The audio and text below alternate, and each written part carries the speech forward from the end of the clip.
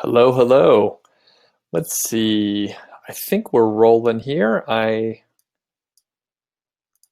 believe so. Hopefully, we'll get some confirmation in a second here. So, I'm Doug Cunnington. Welcome. I'm the founder of Niche Site Project. And I see there's a few people in the room, which is cool. There's Danny, Yafet, Carol, and Sean. So, welcome each of you. And I hope you could hear me. If you can hear me, can you let me know inside the chat room and just say, yes, I can hear you? Um, and also, can you let me know where you're from? Always interested to find out where everyone's from. And, normally I have an idea on whether or not you can hear me, but it turns out that the software I'm using called Webinar Jam, they changed the interface, it looks like. So everything looks a little different, and actually, I have no real way to tell if I can hear other than asking. So just let me know in the chat room if you can hear me, and that'll be great. It'll be super helpful for me. So this is, of course, the webinar for the behind the scenes 500K niche site. This is a case study I'm doing on my site, Niche Site Project. And basically, I'm just going to go through a few things like I did about 2 weeks ago. So recently, I started writing about this case study where the goal is to sell the site for over $500,000. So it looks like we should wait just a few minutes to make sure people have a chance to join up. And I'm just going to type in the chat.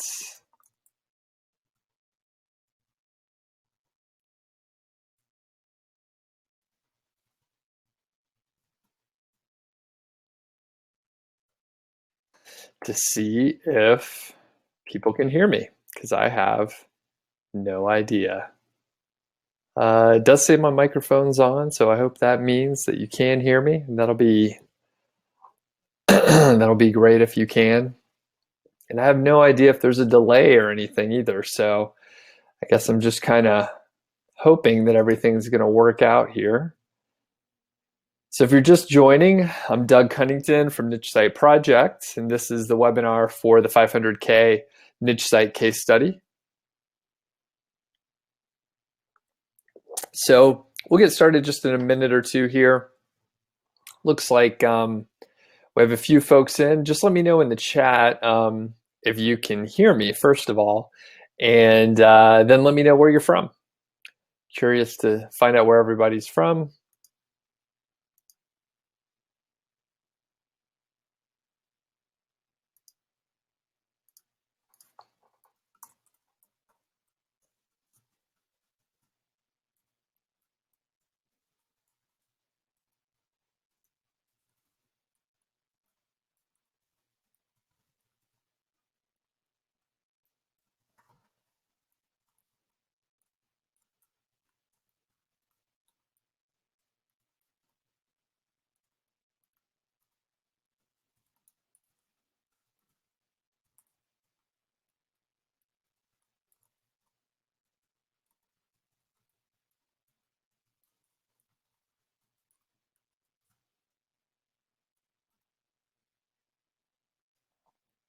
All right.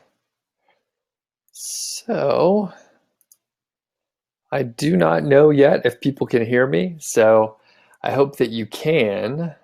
We shall see. This is going to work out.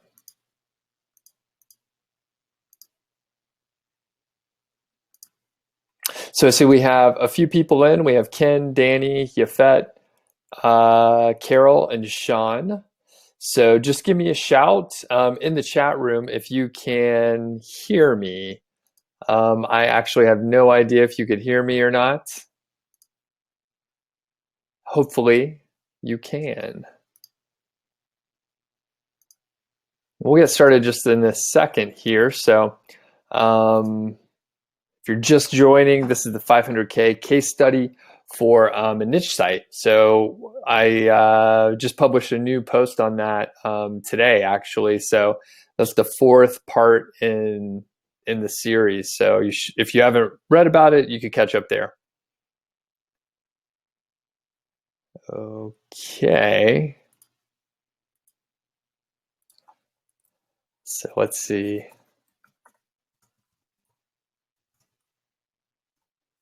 And I want to get started, but since I don't know if it's working, I'm just going to pause here for a second, check my email, see if there's any additional information, like if people are having trouble or anything like that.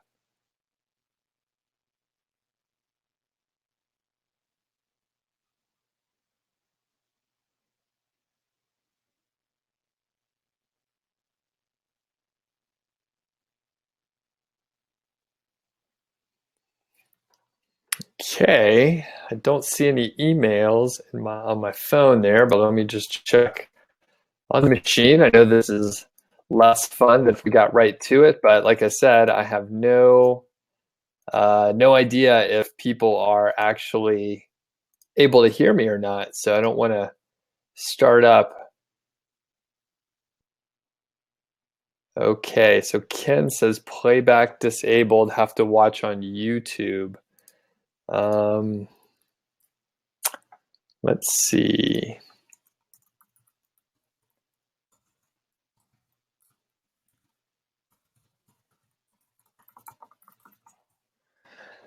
Huh. YouTube. That's strange. Okay, Sean has the same error. Um,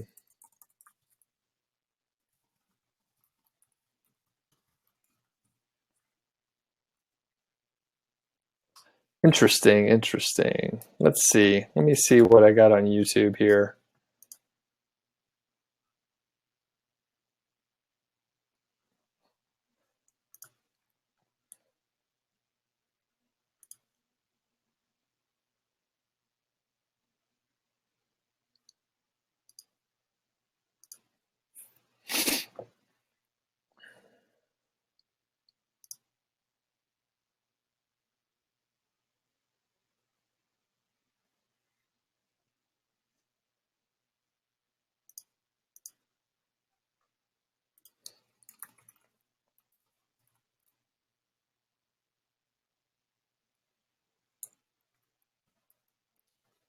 Okay, so Ken mentions listening through Webinar Jam and watching the video on YouTube.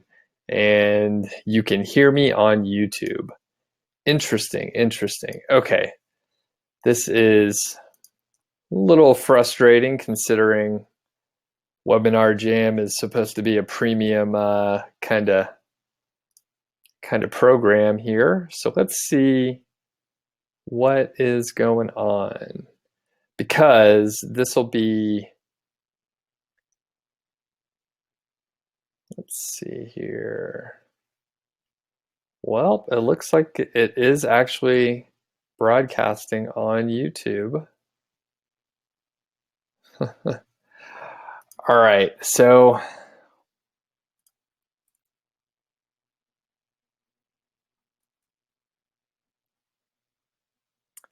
I guess I have no idea.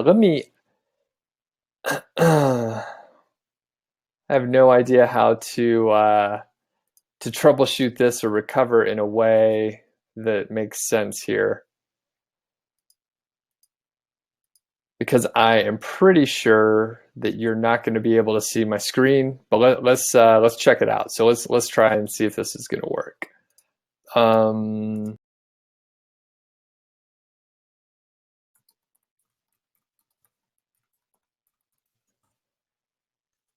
And hopefully you can see the screen. Okay. I think this is actually working okay.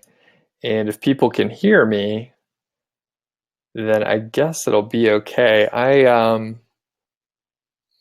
right, sorry about the difficulties here. We'll go ahead and get started. Ken says you can see the screen, so that's good.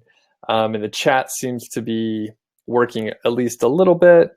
And I am looking on YouTube, so it looks like it's kind of working, although I'm not happy about how Webinar Jam has put this together. So chat is disabled on YouTube. Well, that's good. I guess, because I actually can't watch in two places very well. Okay, so the way this will work, I guess, is you'll be able to, ask questions throughout.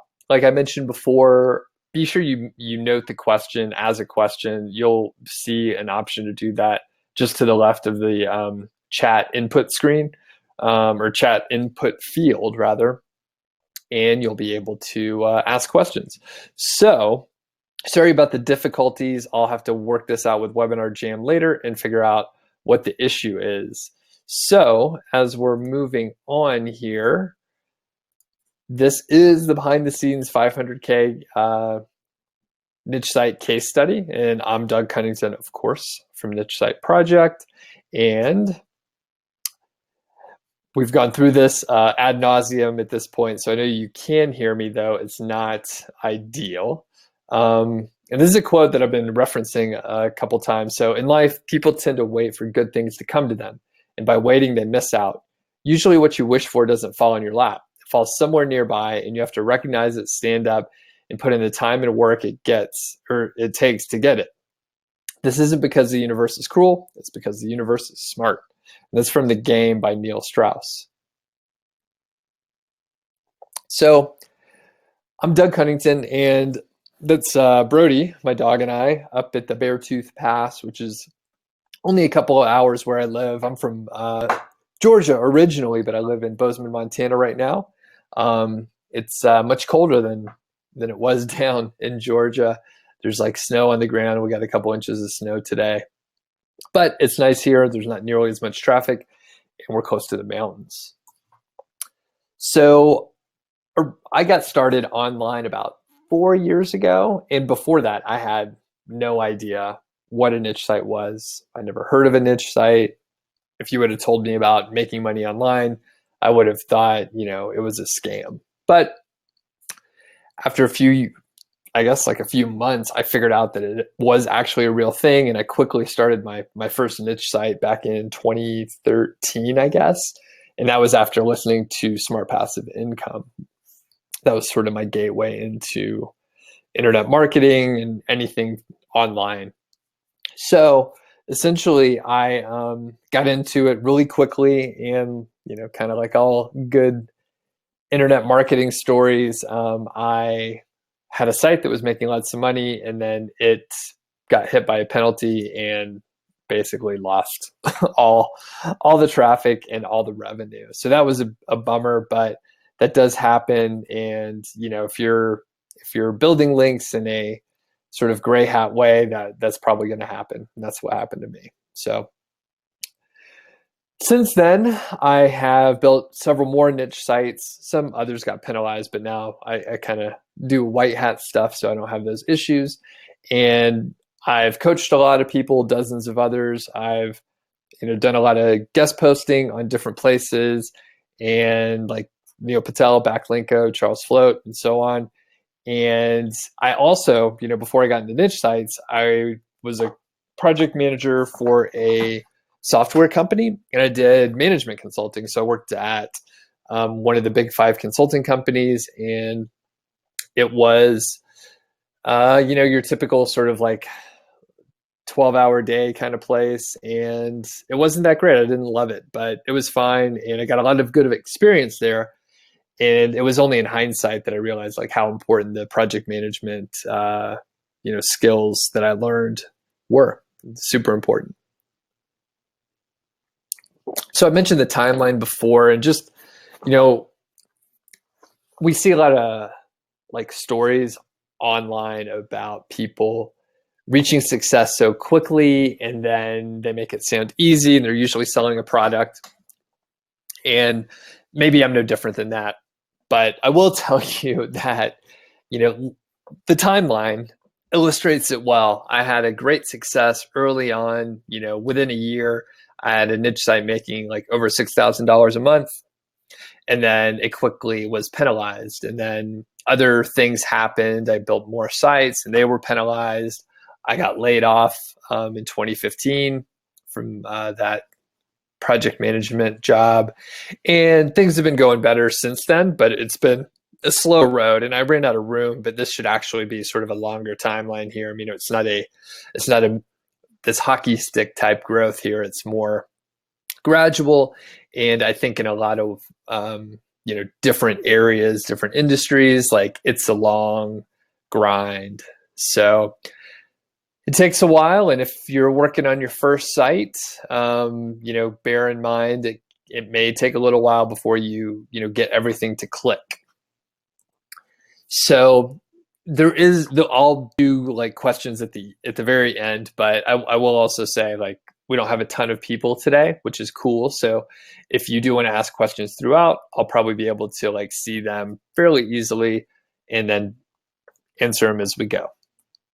So first of all, why niche sites? And personally, I think it's sort of like the best gateway into internet marketing and making money online. And it's really like a great way to understand that you can make money for yourself without working for a big company. For me, it was like the first realization that like I could start a company and like make money on the side and then slowly grow it into whatever I wanted it to be. First of all, it's easy and cheap to get started. Basically, by the end of tomorrow, you could go buy a domain, get a hosting package, buy a theme, and have a website, have a niche site up and running in under 24 hours. It's pretty fast. I mean, if you started right now, you could do it in a couple hours. Of course, you have to find the niche, so you couldn't necessarily do it unless you know what niche you're going to get into. But it's fast and easy to get started, and basically for under $200, you can get rolling. For me, and for a lot of other people, creating a niche site is the perfect gateway into other areas, skill sets that you can use almost anywhere. So you can get into SEO. I mean, some people have SEO agencies that they, have a bunch of employees and a bunch of clients, and you could do that if you want to. You learn all sorts of, different aspects of, blogging and content marketing. You learn about hosting, domains, and, dealing with WordPress if you choose to use WordPress. And just in general, running a website, designing a website, those are skills that at this point in time are very valuable. And if you could build a website, you could almost certainly find someone that needs help creating a website. And that's a way to, actually get some money in the door. Next, niche sites, they can stay small if you just want to have, a small site that makes you a little bit of money each month and you don't want to spend too much time on it. That's cool. You don't have to do too much with these things. I mean, once they're up and running, they kind of run by themselves. Now, some people will say, oh, you have to keep adding content. You have to keep building links. It can be that way depending on your niche and the site and the amount of traffic and your goals. But I mean, overall, if you get a site set up, you can kind of let it run autonomously and check in, once a month, spend a couple hours a month on it, and then you're good to go. Or if you want to grow a site, you could actually put tons more content on your site and have hundreds of pages, and your revenue and traffic is probably going to grow if you do that. And if you build the website in a smart way, you put keywords on there and articles that people are actually interested in reading, should grow. Or you can build a portfolio of sites. So if you like building new sites, you can build several of them. Now, my preference is to just focus on fewer sites and just grow those on a wider scale. But some people like to build new sites. Maybe they like to sell them after a year or two and then get some money from that. So overall, it is sort of a long process. So you do need to have a plan for a niche site. Now, it's basically, you're talking 6 months to get a site up and running and making about $100 a month on average. Now, I will say it could be 4 months. If you pick a particular niche and you could put a lot of time into it, it could be just 4 months, or it could be even longer. But the point is, you should have a plan. And the thing is, if you don't have a plan, you're going to end up wasting a lot of time. You're going to be looking at different blog posts. You're going to be trying to figure out what to work on next. And if you only have, say, an hour a day or 45 minutes a day, and you have to spend most of that time listening to a podcast or reading a blog post to figure out what to do, all of a sudden you really don't have time to do the work. So have a plan, and it's too long to not have a plan. So if you're working on something for like 6 months, you're putting in, an hour a day. That's a whole lot of time to put in without having like a clear picture of what you're trying to do. So at least write out all the steps or follow another person's guide, right? So there's a lot of different blogs out there, and they'll tell you, do this set of activities and tasks and you'll be in good shape. Now, I have a blog post like that. You can follow my plan. You can follow someone else's. Almost all of them will work in some way. It just depends on how you want to do it. So let's get to this case study, and hopefully this is working out technically. Luckily, we don't have a huge crowd, so like I'll be able to answer all your questions, and feel free to ask throughout. Okay, so the details on this site, and I'll just set the baseline, and then I guess I can give you a quick overview. So we'll set the baseline. I'll tell you some things about the site right now, and then in a bit we'll get to like sort of the 3 steps that we were looking at to build this site out. So in 2016, the site made almost $137,000, which is a lot. The expenses were about $500 on average, and that accounted for hosting, link building that needed to be done, content of which there wasn't very much. In fact, there were only about 45 pages when I first joined the project in September. At that point in time, that's where the arrow is. That point in time in September, there were only 45 pages, yet the site was making $10,000 for a few months. Once I got on board, we did some things that I'll talk about later, but eventually the revenue grew. So in October, so I was in for about 30 days in October, the revenue was 14,000 here. And then in November it was 19,000. And then in December it was like 32,000. So lots of growth. We have added a lot of content in like the November and December period. So almost doubled it, probably about 100 pages at this point, give or take. The big thing was we had 40 backlinks from PBNs. And that is sort of like what we were trying to do in this project, get rid of those.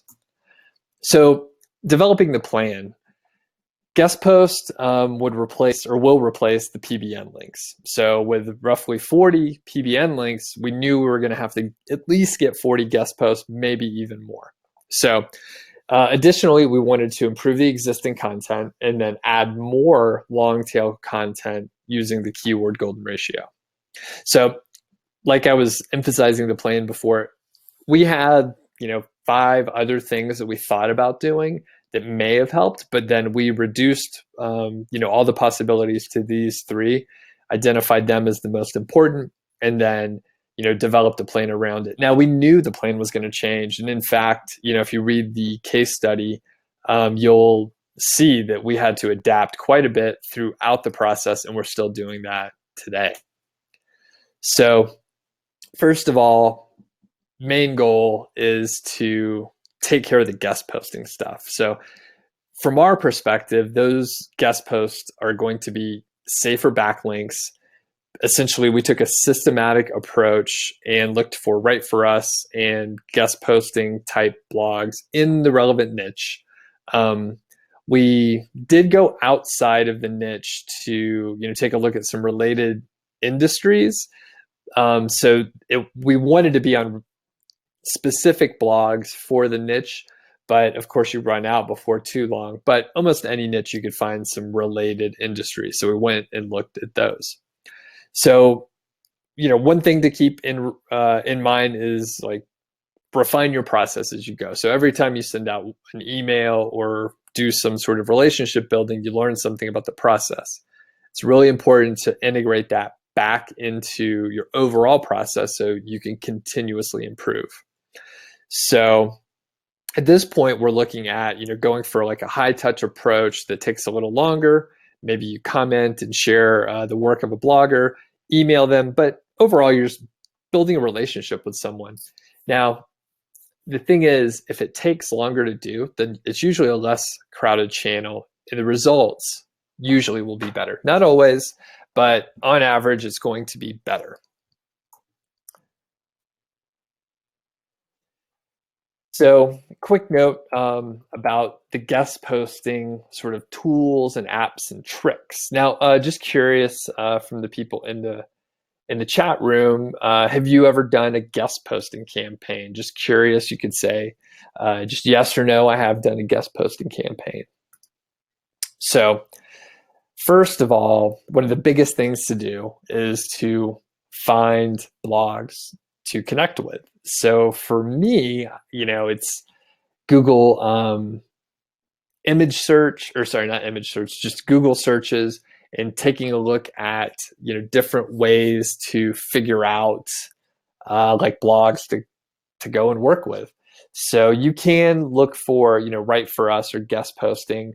A lot of times those will be more crowded channels. That's not really what I look for. I'm looking more for just sites that are out there and are active.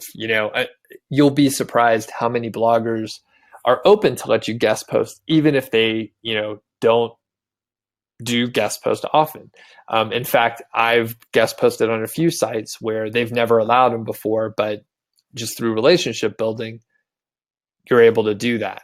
Especially if you could, show that you've guest posted on other sites or you can write well. So Ken, you said you haven't done a guest posting campaign yet, but it's on the list. That's cool. I'll tell you some tools and tips here to hopefully get you started. And then Sean mentions, thanks. So you should be starting, Sean, on guest posting in the next few weeks. So I run all the campaigns through Gmail. So I do everything in Gmail after years of using Outlook. I kind of hate it. I know there's some other mail clients out there, but I just use Gmail. I can search for things really well, and it's just what I'm used to. Additionally, it's pretty fast to set up a new Gmail account for a campaign. You don't have to do that for every campaign, but you could set up an email address so that you don't have all this outreach information on your normal primary email account. One of the most useful tools, especially if you're doing a lot of outreach, is Yet Another Mail Merge, or YAM. This is a Google Sheets and Gmail extension, and it actually fits in Google Sheets. It's free. You can send up to 50 messages a day, and essentially it allows you, if you're unfamiliar with the term mail merge, you're essentially setting up a spreadsheet with whatever information that is critical to an individual, like their email address, name, maybe the website, and maybe the blog post that you've commented on. And essentially you'll be able to send a bunch of emails, and it looks like they're personally created, personally sent, but it's automated. In fact, you can send 50 a day for free. If you pay for the service, which isn't too expensive, I think you could send like 400 a day, which is way more than enough. Another tool that I used was Ninja Outreach. So you can get a 14-day free trial. It's a great CRM for outreach, no matter what kind of outreach you're doing, but you can do very effective guest posting outreach using Ninja Outreach. BuzzStream is another tool. I used it for a few months and I really don't like it. So it's very buggy, it's very slow, and eventually, like, my primary method is to use Yet Another Mail Merge, because it just works a little faster, and it's not cumbersome. I'm just using Google Sheets. And if you're using any of these tools, it's always just a little bit slower. So since I know exactly what I want to do, and I don't need to, keep track in the way that some of the other tools offer, I just use Yam. So next is social media. So Twitter, Facebook, Pinterest, whatever, you're trying, whatever social network you're trying to use to connect with people. Some industries will be very active in Facebook. Others will be primarily Pinterest. So plan accordingly, and that's a great way to connect with people. You're able to, show that you're supporting them and that you're actually a fan of their site. So that's important to do as you're building the relationship. And once you get going, it's usually not too bad. The hardest part with guest posting is getting started. And then once you get a few, rejections under your belt, which will happen, most of the time, you won't even get a response from people. And then you just have to deal with it. It's not anything personal. It's just people get a lot of emails. Okay.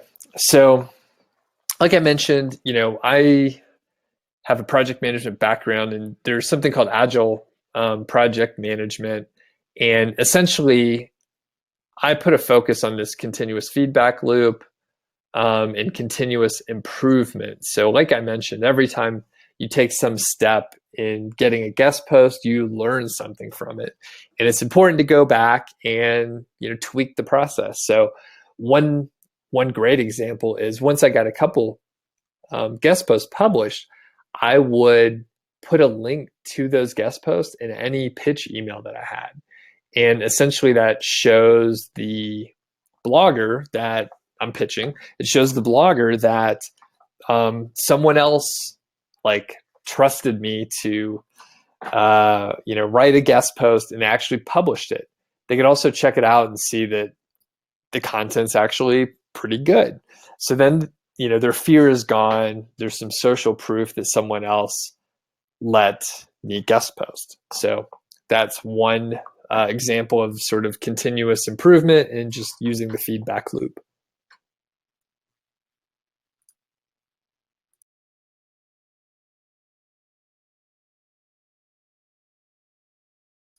All right. So step 2 was around content. So admittedly, the content was not very good. Whoever wrote it before, for my partner, whoever wrote it before really didn't know much about the product. And, it was fine. It was a couple thousand words. And people were obviously buying stuff. But it turned out that it was clear if you actually read it and you were interested in the topic, it was very clear that the person that wrote it didn't know anything about it. So that's unfortunate. I actually have some knowledge of the kinds of products. So I thought the content was awful. So basically, for about $200, I fixed it. It was a great investment, and I think improving the content was one of the main reasons that the revenue increased by 40% the month after I started on the team. So essentially, it was a 4-step process, which was fairly straightforward. So first of all, I researched the topic. So luckily, we could just use Google and go and check out some of the best resources, read Wikipedia. I read information on manufacturers' websites. I read, a lot of content from 2 or 3 of the top competitors in the niche also. And then I created an outline based on what I learned. So essentially, I ended up consolidating all the information from the sources that I said. So manufacturers' websites, competitors, Wikipedia, that sort of thing, pulled it together into an outline that covered, everything that my competitors covered and more, right? So I ended up with the once it was written, it would be the most comprehensive post on the internet about the topic. In fact, as a sidebar, we created a table, right? So, like in niche sites, people like to see tables, and it's well known that tables convert nicely, and it helps create a sticky experience. People stay on your page longer if you have a table because you're analyzing data. It's a great way to present stuff. The point being, in this sidebar, like or we use the information to create a table that no one else on the internet had. Like we just compiled, the information that I researched, and we just had a better table than others. So it was a no-brainer to put that table together. So create the outline. I hired a writer, and then had them write it. It took a couple days, and of course, published it right after that. Worked great. Traffic was up. And I call it the research paper method. Essentially, it's what I just mentioned here. So I find top resources, consolidate the information into an outline, write the new content, publish it.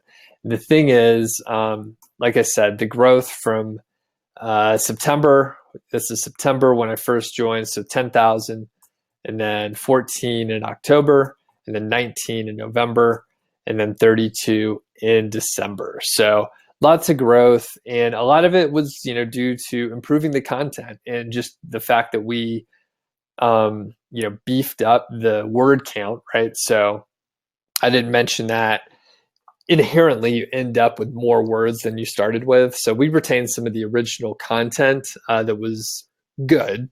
There wasn't much, but then we went from like 2,000 words to over 10,000. So like 5 times more content. There's just more words on the page. We attracted more long tail traffic, and it not only increased the number of visitors to the site, it also increased the revenue almost linearly. So 40% increase in traffic, 40% increase in revenue. All right. Next, adding more content. So, and I mentioned using the KGR, that's the keyword golden ratio. So I won't show the video today, but if you go to my YouTube channel, which it sounds like some people are already there, you should be able to search for keyword golden ratio and then watch my video explaining it. So why add more content? So the thing is, the site only had about 45 posts on it. And the other thing is, we want to sell the site for like over $500,000. So if you want to reach a goal like that and add value, like we knew that we were going to have to increase the number of pages on the site, sort of fill it out, make it more like a real website business that someone would pay that much money for. So that was sort of the idea on why to add more content.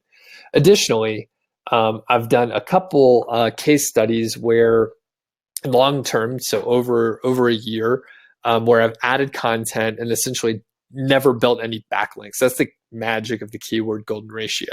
So we knew that we could publish a lot of content, and each bit of that content would get a few visitors a day, and it would convert well.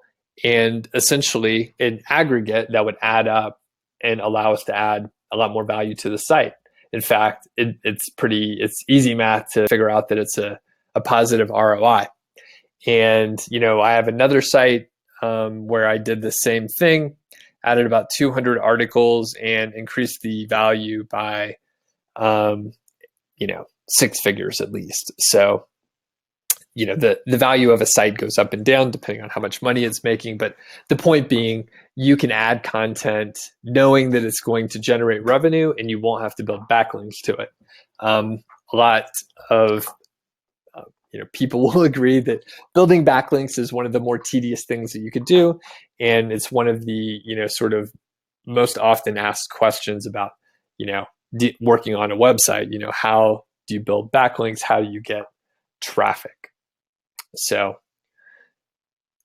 that's why we added more content. And the keyword golden ratio, like I said, I'm not going to go too deep into it, but I will tell you that It's this ratio. So it's the all in title, which is an advanced search for Google. So all in title divided by local monthly searches, where LMS, the local monthly searches, is under 250. 250 is a bit of an arbitrary number, but if you look for keywords that have more searches than 250, then it's not going to rank as fast, and you may have to build some backlinks. So it's a little arbitrary, but it seems to hold up as I've worked with the keyword golden ratio. So thing is, you want that ratio to be 0.25 or less. So if it's 0.25 or less, then as soon as you publish it, it should rank in the top 100 within a day if it's like a brand new site. If your site has some authority and some age behind it, like you may rank in the top 20 like that. I mean, you publish it and then you're showing up in the SERPs. And I've done it on my sites. I've had many readers do this, and they send me an email and tell me, yeah, it works great. It's the first time I've ever ranked that quickly, and I'm already getting a little traffic. So it does work, and I challenge you to give it a shot if you haven't ever tried it before. So by chance, has anyone heard of the keyword golden ratio and used it or anything like that?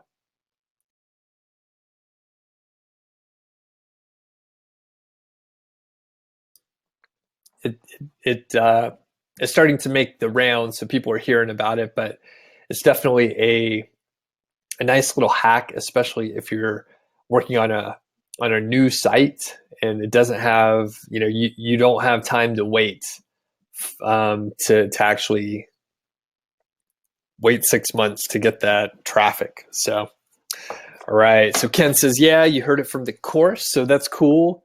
Oh, you're that Ken. Sorry, I didn't realize you were a student, Ken. Welcome. And then Sean said, you heard about it, but you haven't used it. And Sean, it'll be really cool. Like if you have time to research it a little bit more, just do it with one article. Like I'm pretty confident that it should work for almost any website if you do follow the stats. So it's really a data-driven way to find keywords. It does take a few minutes to find them. I'm not gonna say it's easy to find them, but once you understand the process, it's not that hard, right? They're out there. You just have to find them. All right, moving on. Publishing content. So I actually didn't write anything, but we, did publish a whole lot of content. This is sort of how I set up my team. That's me, the smiley face. That could be you, but it's basically the owner or the manager or the founder, whoever is like running the show. The writers could be one or many, right? So you can sort of scale this however you want. The content manager also edits the material, but they also do the formatting, move the content over to WordPress, and add links as needed, and basically take care of everything and draft the post in WordPress. Then all I have to do is hop in, take a quick look, and I can hit publish. So it basically shortened the time. This content manager role, if I would do it for one post, it would take me an hour to hour and a half or so. And then if I have someone else do it, then it only takes me like 3 minutes to hit publish after I take a look at it. I pay that content manager and editor role about $9 to $10 per hour. That's US based, and typically I end up with a university student. Maybe they're going for an advanced degree, their master's or something, and usually they are, some type of writer or some type of literature major, something like that. So they're qualified to do editing and that sort of thing. The writers, I end up paying about, a cent and a half to 2 cents per word. So it's not, ultra cheap, but it's not too expensive either. So usually I end up working with sort of newer Upwork contractors and freelancers, but you could find writers anywhere. I've heard people find writers on, Craigslist or somewhere else. So I just use Upwork. It seems to be fine for me. They take care of a lot of stuff for you. And even though it's a premium price as far as the cost of their service, it's just convenient for me. So I'm sticking with them right now. Okay. Next is the wrap up. So that sort of covers the details of it. And if you have questions, let me know. So the guest post replaced the PBM links. And currently right now, we're way behind schedule. So we only have about 20 guest posts out there, and we're aiming for, 45 to 50. Or originally we were aiming to like 45 to 50. At this point, we're looking to do, 70 or 80 of them. And I'm building out the team a little bit and taking a slightly different approach than I was, just so I have some diversity in how I'm looking to build these guest posts. Now, the second part is improving the existing content. So that part is pretty much complete. We've gone through and improved some things. Lastly, we did add, about 40 or 50 articles that targeted keyword golden ratio content. So those over time should add more revenue just overall. And, again, the cool thing is if you have a new site, you can use the keyword golden ratio to get traffic fast or faster. And then if you have an existing site, you'll be able to rank even higher. So, a lot of that content did start pulling in traffic almost immediately just because of the low competition and the fact that it was such a long tail keyword. Okay. So next we'll go to the Q&A, and let's see, we had some questions from last time. I left these questions in there, but we won't go to it. So any specific questions? And I know we don't have too many folks in here today, so feel free to ask about whatever you want to know. And I will take a pause here and let you know. I guess Ken, you you're already in the course, so you don't need this, but I do have an offer for you guys, and essentially, I have a course. It's called 5-Figure Niche Site, and there's about a day and a half left for this enrollment period, and you can go check out details. And see if you're interested in joining. So essentially it'll take you from start to finish, creating a site, finding a niche, creating a site, doing research, brainstorming, doing link building. It goes into details of like all of the things that I mentioned today. And what I'll do, and let me see, I'm gonna send a link up there for you in a second to take a look, but there was a bonus that I want to offer you, and essentially it is a free just 15-minute chat with me one-on-one where you can let me know about your goals with niche sites. So if you do enroll today, by the end of the day, I'll be sure to schedule that chat with you. So I will place the link up there. I think it shows up. So again, till the end of the day, so you'll get the bonus for the next roughly 11 hours, and you can check out the details. There's a long sales page. I won't go too deep and give you a big pitch here. If you are interested, check it out. And if you have any questions, let me know. And going back to the chat, if you have any questions, let me know.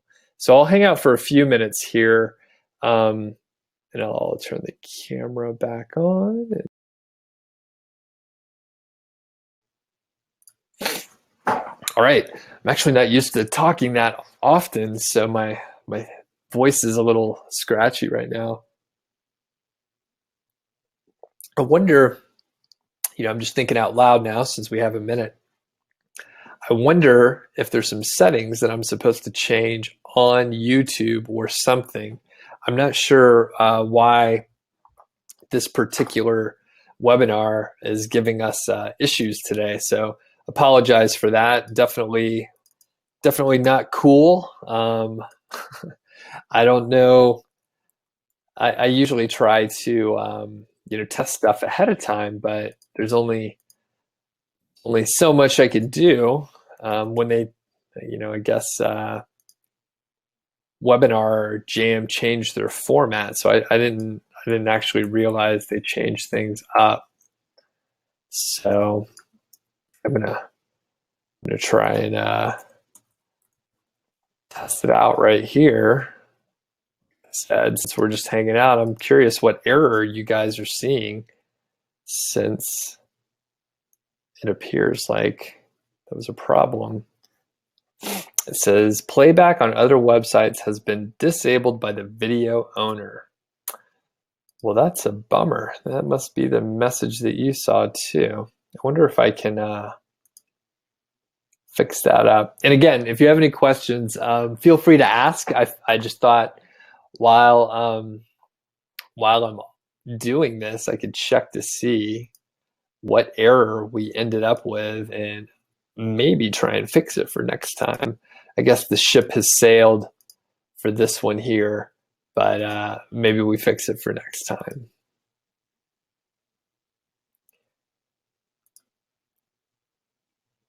All right, any questions or comments? Let's see.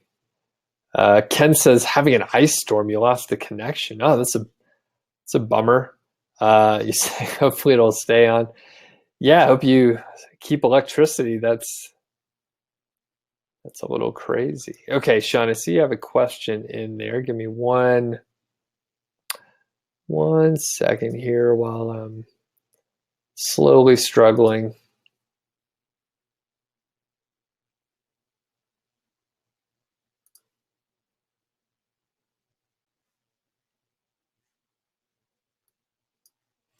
All right, so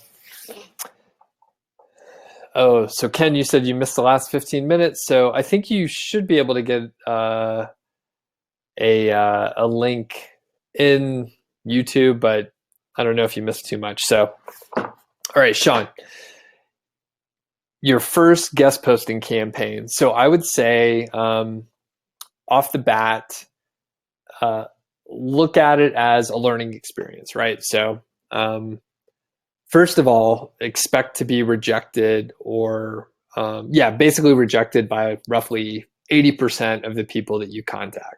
So just remember that. And then 10% of the people will probably say, hey, I appreciate you contacting me, but I don't do guest posts, or I want to write all the content on my site. Some people are very, they want to own their website and they don't want anyone else to write. So you may get rejected by another 10%. There's probably a small percentage of people that are going to say, they'll say something rude back to you, which is unfortunate, but essentially they're just like, oh, you don't even read my website, and I don't want you to guest post. So they'll be a little rude. I'm losing count of the percentages, but there's a small percentage that will actually say, yes, you can guest post. So just remember, if you get like 5% of the people that you contact to let you guest post, that's pretty good. Now, that said, you do need to keep in mind that you should probably try and contact like 100 people. Like, as you're starting, just know and plan on and sort of like the expectations should be set for yourself that you're going to contact like 100 people, and then you should have something work out, and you'll learn a lot along the way, right? So in this process of getting unsuccessful or pitching unsuccessfully, you're actually going to learn a lot. So just remember that. So Sean, the other part is I highly recommend taking a slower approach where you take a couple days or a week or so, or up to 2 weeks to warm up whoever you want to talk to. So that would be, basically commenting on their blog. You could sign up on their email list and then maybe send them an email, give them some sort of compliment, say hello, but don't ask for anything, right? The main thing is you want them to remember your name and like you, right? You want them to have like positive ideas about you. Then you can pitch your idea. So after they like you have a much higher likelihood of actually, being accepted.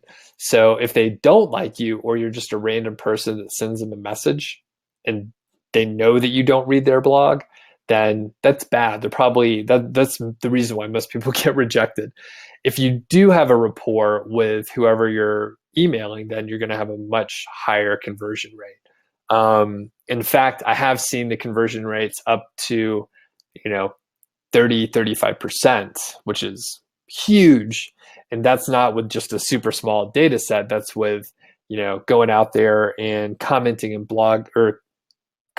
people's blogs, where you're going through a list of 50 or 60, and you end up with quite a few guest posts out of that. So put in the time. It'll take a little bit longer, but you'll end up with better results. And then all the rejections that I mentioned, they'll be less. You'll still get more rejections than you will get any sort of positive feedback. So I hope that helps, Sean.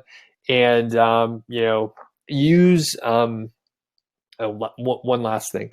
So I give out templates that I use, right? But the thing is, the more unique your template is, the better your result is going to be. Because the problem is now people are using my template. I've actually received my template from people who are trying to guest post on my sites, which is funny. When you get your own template back and you see the person didn't really change anything, they just inserted their critical information. So when I get my own guest post back, I usually don't allow that to fly. It's just kind of funny how that works. But essentially, if you use an email template, be sure you customize it, put in your own sort of personality and voice, and you'll end up with better results. So Nick, cool. Hey, welcome, and glad you could hear.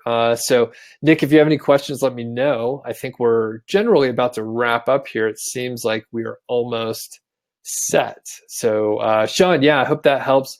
Let me know how it goes. If you if you have some good experiences, or actually, no matter your experience, it actually would be really interesting to have have you tell me what happened. So a lot of times it's interesting to cover these negative experiences. I hope it goes well for you, but if you highlight the stuff that didn't go well, it could potentially help others. And if you let me know how it goes, then maybe I can mention that in an upcoming blog post. All right. So yeah, funny thing, it must have been something that I didn't set on YouTube to work with Webinar Jam. So I'm struggling with my own mess here. It's too bad. It's too bad. It went like that. But luckily, it seems like you all are able to watch it on YouTube, so that's better than not anything. And you've been very cool to keep chatting with me in the chat room here, so that's awfully nice.